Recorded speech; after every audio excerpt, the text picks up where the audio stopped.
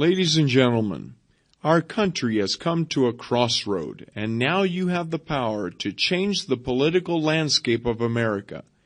As I have said time and time again, if you elect me to be your face in Congress, there are several things I will do to ensure that your needs are met day in and day out across this land.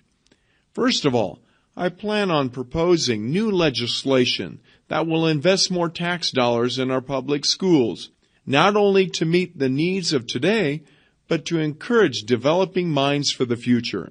Such new funding would be used to hire and retain good teachers, build and renovate new schools, and give great tax breaks to classroom teachers. To accomplish this, I'm proposing no new tax increases, but rather a rechanneling of our existing tax revenue to meet these demands.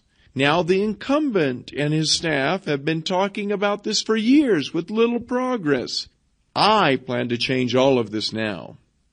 Second, economic development is on the minds of most of you, particularly with regard to our downtown area.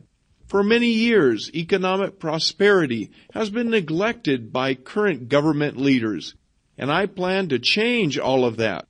I'm proposing a new city center revitalization project that would promote new businesses, new residential areas, and new open green areas to bring people back to the heart of our city. Current leaders have allowed the city to die, preferring to invest in sport arenas in the outlying areas. And third, I'm proposing the construction of a new light rail train system to be built over the next decade to meet the growing demands of better and more efficient transportation for years to come. My opponent and his administration have lacked the vision of long-term solutions, preferring to take a look-and-see approach. Such a short-sighted stance fails to consider the needs of future generations, our children and our grandchildren. My generation doesn't want to be remembered for a road we build today, but for a more visionary transportation system for our future. And finally, my opponent has cited my inexperience as a reason why you shouldn't vote for me. However, I'm not a career politician who has lost touch with the everyday needs and concerns of day-to-day people. My work as an educator and business owner has given me a unique perspective on the pains and challenges you face. If elected, I promise to give my all to my elected position and make sure your issues and concerns are fully addressed at the local and national level. Thank you. Cosmetic or plastic surgery often evokes images of famous personalities wanting to alter their appearances through elective surgical procedures. However, reconstructive surgery is a procedure that makes a similar but different impact on the lives of many around the world, and many of these patients suffer from either congenital defects, like a cleft palate, or from injuries sustained in accidents or as a result of animal bites. Some disfigurements can also be due to the effects of disease or infection. Yet the individual with such defects often bears more than just outward physical marks. Loss of hope and self-worth, as well as acceptance, are commonplace. In the past, such procedures were only available in developed countries where the medical expertise and financial resources were available to afford such operations. However, a number of worldwide organizations made up of volunteers make regular visits to developing countries to provide reconstructive surgery to those who could not otherwise receive such care. In addition to the care they provide, these volunteer specialists also provide training to healthcare workers in these procedures so that local hospitals, nurses, and doctors can become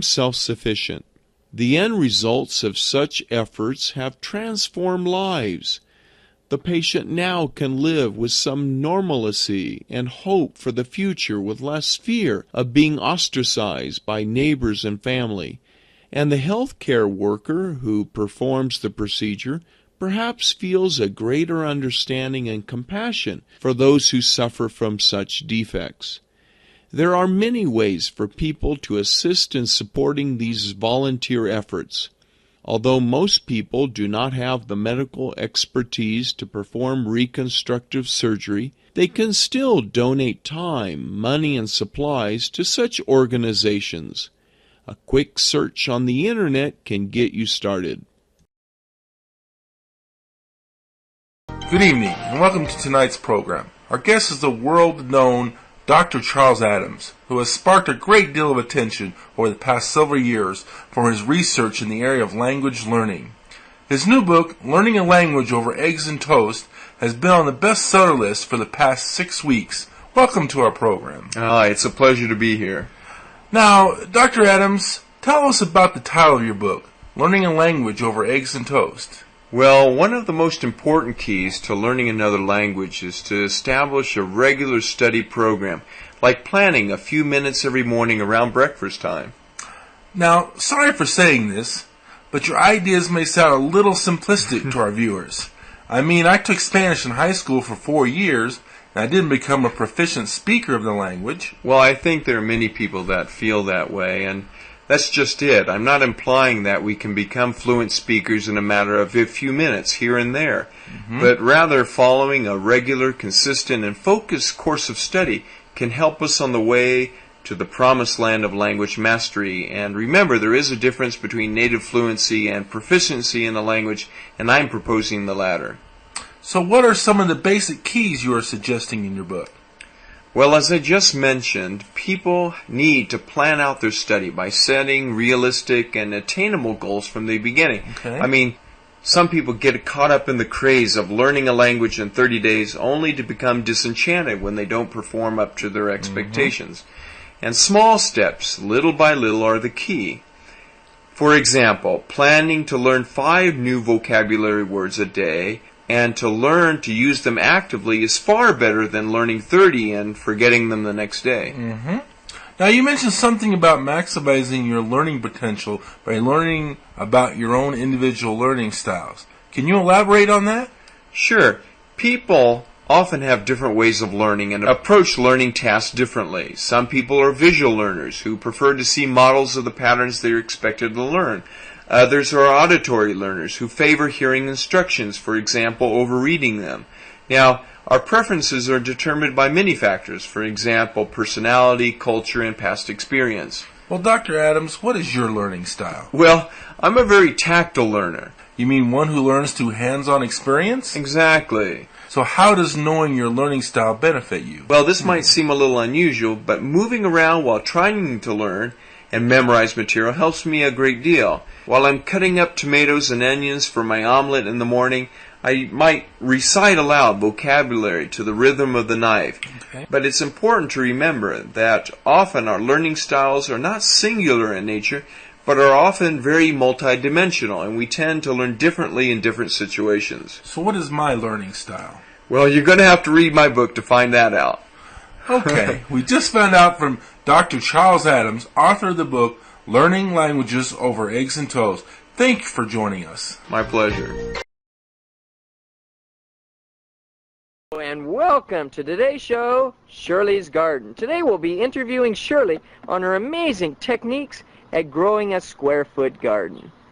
Good morning. My name is Jeff, and I have a special guest today, Shirley. Shirley, you truly have an amazing garden. Can you let us know how you kind of put this together? Well, thank you, Jeff. I have tried various attempts at gardening and with different degrees of success. This spring I took a square-foot gardening class, and I decided to try some of the things I've learned. One of the most important things in square-foot gardening is that you choose a good location. You need to have at least 6 to 8 hours of direct sunshine. You also need to choose a location that has good drainage. And it should be a convenient location. A garden is a lot more fun if you're walking by it and seeing it all the time. You need to decide what kind of containers you want, or in my case, I use boxes, wooden boxes.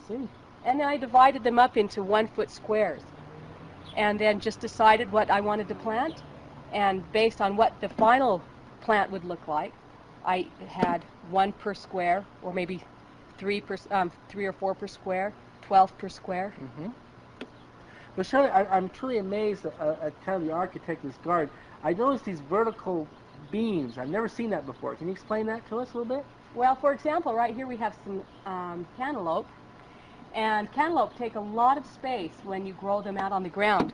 And I don't have that much space, and so I just grow them up, just grow them vertically. I've just made a metal frame and taken some string, and I just allow them to grow up, and they will support themselves, the cantaloupe will, and all kinds of different vines you can do this way. That's truly amazing. I noticed in this garden a vast amount of vegetation. Can you explain to me what you have growing in this garden? Well, over at the far end, I have tomatoes growing vertically, and in front of those I have green peppers, basil, strawberries, beets, green beans, corn, carrots, all kinds of different vegetables like that. Right here, as I said before, I have cantaloupe.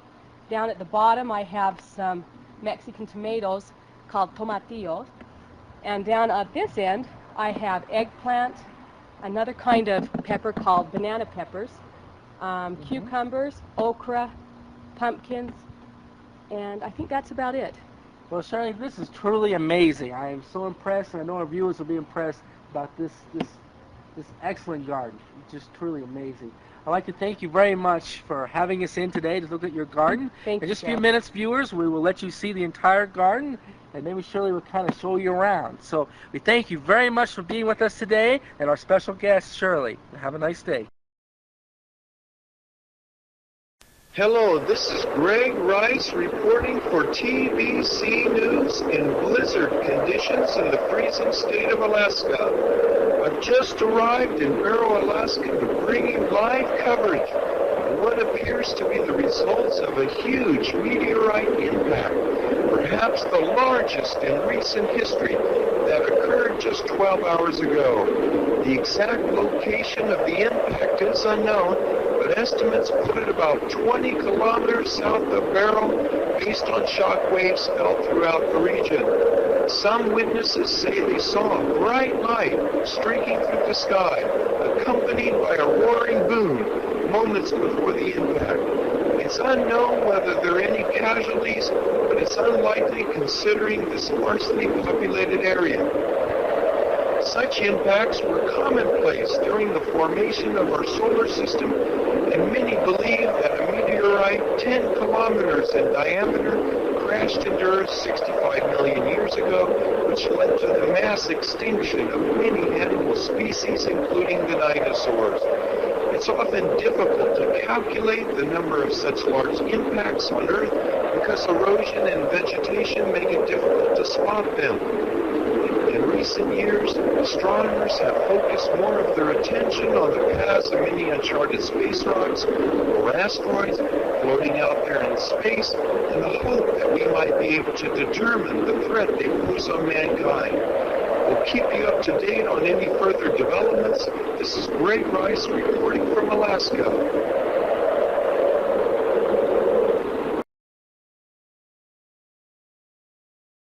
Hello, ladies and gentlemen.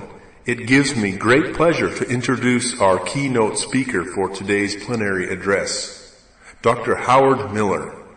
Dr. Miller, professor of sociology at Washington University, has written numerous articles and books on the issues facing older Americans in our graying society for the past 15 years. Dr. Miller?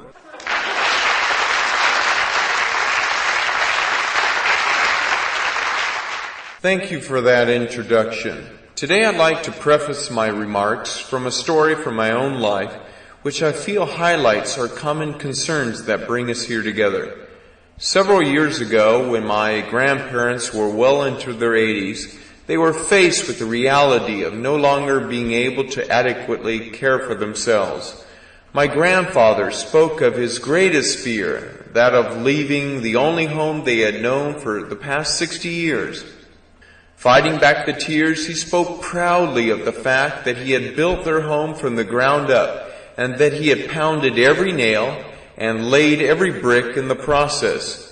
The prospect of having to sell their home and give up their independence and move into a retirement home was an extremely traumatic experience for them. It was, in my grandfather's own words, like having a limb severed off. He was quite emphatic, exclaiming that he felt he wasn't important anymore. For them and some older Americans, their so-called golden years are at times not so pleasant, for this period can mean the decline of not only one's health, but the loss of identity and self-worth. In many societies, this self-identity is closely related with our social status, occupation, material possessions, or independence. Furthermore, we often live in societies that value that which is new or in vogue, and our own usage of lexicon in the English language often does not bode well for older Americans. I mean, how would your family react if you came home tonight elated, exclaiming, "Hey, come to the living room and see the old black and white TV I brought"? Unfortunately, the word old conjures up images of the need to replace or discard. Now, many of the lectures given at this conference have focused on the issues of pension reform, medical care, and the development of public facilities for senior citizens. And while these are vital issues that must be addressed, I'd like to focus my comments on an underlying issue that will affect the overall success of the other programs mentioned. This has to do with realigning our perspectives on what it means to be part of this group and finding meaningful roles the elderly can play and should play in our societies. First of all, I'd like to talk about... Hello everyone, and welcome to our show, Families in Transition. We'd also like to welcome our guest today, Dr. Philip Monroe, Director of the Family Relations Center here in our city. He is also the author of the book, Rearing Children for Success from the Front Lines. Thank you. It's a pleasure to be here on your program today. So first of all, what inspired you to write your book, and what is it all about? Well, it's often said that becoming a parent is one job you can land without experience or credentials, and that is really true. I guess you could say that through trial and error and a number of mistakes, I realized that I personally needed to figure out how to become a better parent too, for myself. And before I got married, I had read numerous books on child rearing and child psychology to try to prepare myself for this transitional phase in my own life. But every family and situation is so unique, and the challenges of raising children are often so complex that not one guidebook can fully prepare you for what awaits you on the front lines. Yeah, that's for sure. Doctor, how many children do you have? We have 5. Really? That's quite a lot. Well, yeah, and they're all unique, and there's never a dull moment around our house. I bet there's not. That sounds like many houses, including my own. Exactly. And your book, what do you mean by successful children? Well, I should first point out that I'm not thinking in terms of the most standard definition, one that associates success with financial educational gains. Well, what do you mean by success then? Well, I'm referring to success in understanding and managing children's own emotional, moral, and even spiritual welfare. For example, people get angry and depressed, and that's a part of life, and just telling kids not to be upset or frustrated denies the naturalness of these feelings, and it doesn't teach children how to cope with their feelings. So you're saying that it's okay to get angry? Well, we all do. Are there times when you get angry? Well, yeah, of course. Well, that's what I'm trying to say, is that we all get angry, but learning how to express it appropriately is the key. Not to digress here, but if people are expecting a simple textbook solution to raising and understanding their children, then they don't understand or underestimate the realities of rearing children. I think I see your point. So, for all of us out there struggling to raise our children, what can we as parents do to better understand and relate to our own children? When you first get married and promise to love and cherish your spouse, few of us are contemplating at that moment the potential challenges we will face 5, 10, or 20 years down the road. You don't look over at your spouse or future spouse and say, "Well, honey, there's a good chance we will get divorced in a few years." I don't think anyone is thinking that. Isn't that an interesting fact? Of course, this idea is the furthest from our minds, and it might be a blessing that we don't have a crystal ball to look into the future. I agree with you there. I think it's best not to know what's coming up. I think in many cases. I know in my own life, I don't know if I would dare to do the things that we've needed to do if I had known what was coming down the road. Exactly. And I think that although we hear stories about the difficulties in raising children, that seems light years away. And we would rather not contemplate on that, I think on our wedding days. However, we must face the realities of life sooner or later, and having some skills in your, let's say, emotional toolbox might provide us with the emotional, physical, and spiritual strength later on when we really need to draw on it. Like when, for example? First of all, one should understand that there are many factors that influence how children grow up and develop, including the environment around them, genetics, peers, school teachers, and education within the home. Yeah, I can see that all of that really would affect kids. Exactly. However, as parents, we have more control over some of these than others. Can I just interject? I think we also have more control than we realize over some of these factors. Right. It's just, I think there are a variety of things, and the peers are one, but also within ourselves we have the ability to influence, I think, children. However, I think parents often beat themselves up emotionally, thinking that they must bear all of the blame for any of their children's failings. Yeah. In other words, while parents perhaps have the most impact on their children's decisions and attitudes, we can't ignore the fact that children, particularly teenagers, tend to follow the popular crowd, and their actions often mirror this. So what else? Well, parents need to establish clear boundaries and expectations for your children and be consistent on how you implement them. I mean, children often see rules as a way to limit their freedom, when in fact we are just trying to protect them from often negative consequences of their actions. But when children feel that they're being treated fairly and we validate their feelings, they'll respond, or at least we hope they will respond better to our requests, and in return, they can earn greater latitude in what they are allowed to do, and they no longer see rules and barriers as things that stop them. That makes a lot of sense. And perhaps finally, establish good lines of communication with your spouse and children. Being open to their ideas and lavishing them with specific praise often will build reserves in their emotional bank accounts. And doing this will foster perhaps positive relationships with them. And also telling them you know how they feel, and this is a common mistake that I often make. I know how you feel. Yeah, I can remember my mom saying that a lot. Right, and then often we say that, because we've had 1 billion years of experience, we'll often just sound condescending to them and perhaps push them away, even if teenagers are some of the hardest creatures on the planet to understand. Yeah, I think mine is for sure. Okay, any closing remarks on this topic before we have to go? You make it sound so easy. Well, I think there were a number of years when I thought about this, but only recently I've decided to pen some of these ideas, because there's never a point when we, quote, arrive, close quote, at being the ideal parent. I mean, it involves a lot of trial and error, missteps, and even pain along the way. And more often than not, valleys of heartache, but that accompany peaks of joy. All I can say is that we can never give up on our children, even when they yell and scream in our faces. It's hard, but we just can't take it personally. And if there's one last thing I could say, would be to have hope that things will work out.